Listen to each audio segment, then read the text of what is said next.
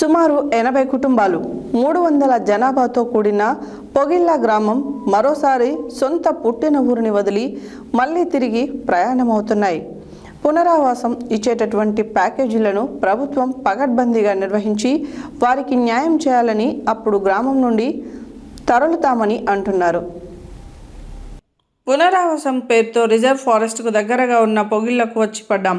సుమారు 50 ఏళ్లకు పైగా తమకిచ్చిన భూమితో పాటు అడవి ఫారెస్ట్ భూములను సాగు చేసుకుంటూ జీవితాలను కొనసాగించాం. తల్లి పేగు బంధం, పుట్టిన ఊరు బంధం వీడిపోవాలంటే ఎవరికైనా బాధగా ఉంటుంది. కష్టాలు పడ్డాం, కన్నీళ్లతో తమ బాధలను దిగమింగుకున్నాం. నీటి కోసం మైళ్ళు నడిచాం. వర్షాధార ఆధార పంటలకై ఆకాశానికై ఎదురు చూశాం. పండితే పండింది, పండపోతే పస్తులున్నాం. అయినా తమ ఊరు బంధాన్ని తెంచుకోలేదు. రోగం వచ్చినా, నొప్పి వచ్చినా, కడుపున బిడ్డ అడ్డం తిరిగిన అడవి ప్రాంతం నుండి దవాఖానాకు 80 కిలోమీటర్లు రోడ్లు సౌకర్యం లేని దారి నుండి చేరుకునే వరకు ప్రాణాలు పోయిన సంఘటనలుంటే అదృష్టం బాగుండి ప్రాణాలు నిలిచిన సంఘటనలు ఉన్నాయి. అడవి ఒడిలో పురుడు పోసుకొని అడవిని నమ్ముకొని కాయకష్టం చేసి పిల్లలను సాకడంతో పాటు 50 ఏళ్లుగా దుర్భర జీవితాన్ని గడుపుతూ తమ జీవితాలను ఇప్పుడిప్పుడే ఒక దారిలోకి వస్తున్న సమయంలో అమరాబాద్ టైగర్ రిజర్వ్ ఫారెస్ట్ అధికారులు తమను మరొక పునరావాసానికి తరలిస్తామంటే ఆ బాధ వర్ణనాతీరం అంటున్నారు పొగిళ్ళ గ్రామస్తులు. నాగార్జున సాగర్ నిర్మాణంలో సూర్యాపేట నుండి పొగిళ్ళ గ్రామంలో పునరావాసం కల్పించారని ప్రస్తుతం ఫారెస్ట్ అధికారులు తమ గ్రామాన్ని దేవరకొండ మండలంలోని ముదిగొండ ఫారెస్ట్ భూముల్లో తమకు పునరావాసం కల్పిస్తామని అంటున్నారు. ఆకలి వచ్చినా, బాధ వచ్చినా అడవికే చెప్పుకుందామని ఇప్పుడు తమను వేరే ప్రాంతానికి పంపిస్తున్నప్పటికీ తప్పని పరిస్థితుల్లో తమ జీవితాలను మెరుగుపరుచుకునేందుకు మరొక ప్రయాణానికి సిద్ధమయ్యామని తెలుపుతున్నారు. ప్రతి 18 సంవత్సరాలు నిండిన వారికి 15,05,000 ఎకరాల పట్టా భూమి, ఇల్లు నిర్మాణం చేసి ఇవ్వడంతో పాటు పాఠశాల, వైద్యశాల, అంగన్వాడీ ఏర్పాటు చేస్తూ ప్యాకేజీని ప్రకటించినట్లు తెలిపారు. సుమారు 80 కుటుంబాలు 300 జనాభాతో కూడిన పొగిళ్ళ గ్రామం మరోసారి సొంత పుట్టిన ఊరిని వదిలి మళ్ళీ తిరిగి ప్రయాణమవుతున్నాయి. పునరావాసం ఇచ్చేటటువంటి ప్యాకేజీలను ప్రభుత్వం పకడ్బందీగా నిర్వహించి వారికి న్యాయం చేయాలని అప్పుడు గ్రామం నుండి తరలుతామని అంటున్నారు.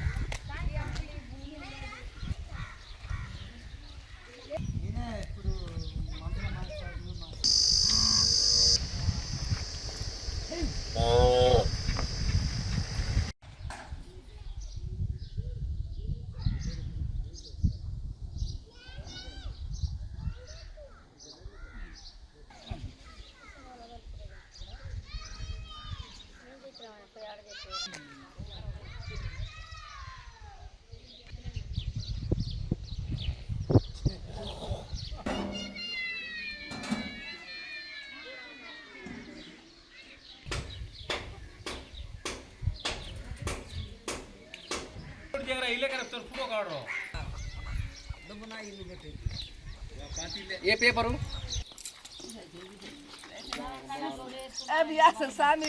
ए वोट जाओ रहे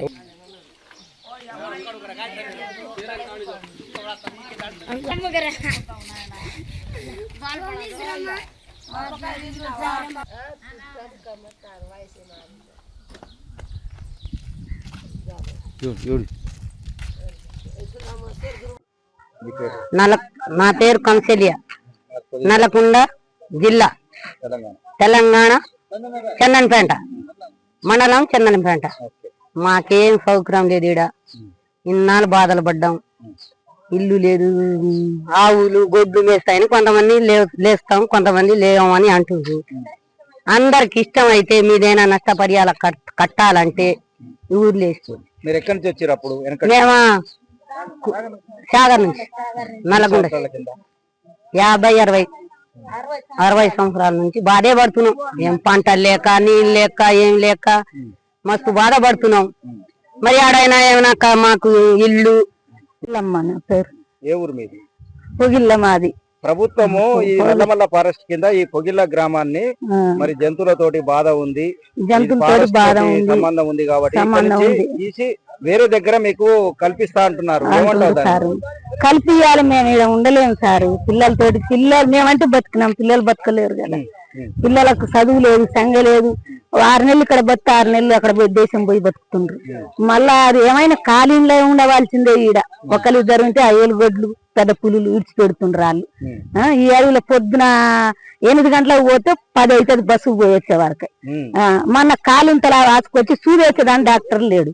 5 వరకు మనిషి అటు ఇటు అయిపోయిండ్రు. అట్లా అయిపోయి మరి ఎట్లా లేపాలి? మేము లేస్తాను, ఏ నుంచి ఉండలేము సార్.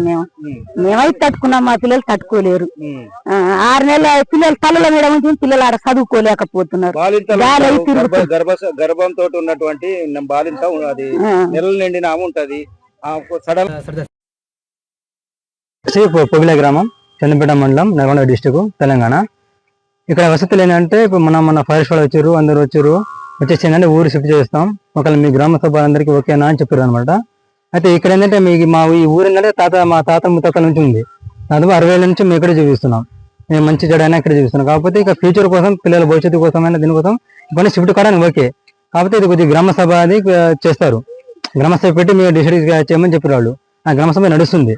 కాకపోతే మాకు పోవాలంటే మాకు దానికి ప్యాకేజీ ఖచ్చితంగా ఉండాల్సిందే. అలా ఇక్కడ భూమి ఉన్నంత ఉందో ఆ భూమికి తగ్గట్టు 1కి 2 డబల్ రణింతలు ఇస్తేనే వెళ్తాం. కానీ ఇక్కడ ఉన్న దాంట్లో ఖర్చు ఇస్తారంటే వెళ్ళడానికి అయితే మేము రెడీ లేము. ఇది ఈ విషయం అనమాట.